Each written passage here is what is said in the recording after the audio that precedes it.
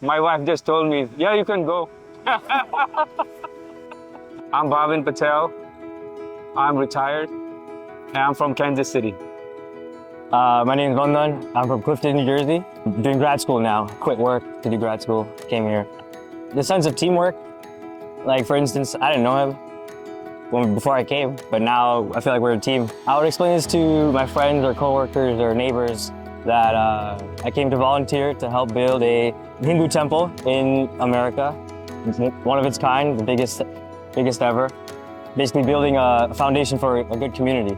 Yeah, I would also say to my neighbors, my friends, I did seva here, and it's one of the biggest temple in the world, at least for as a Hindu biggest temple.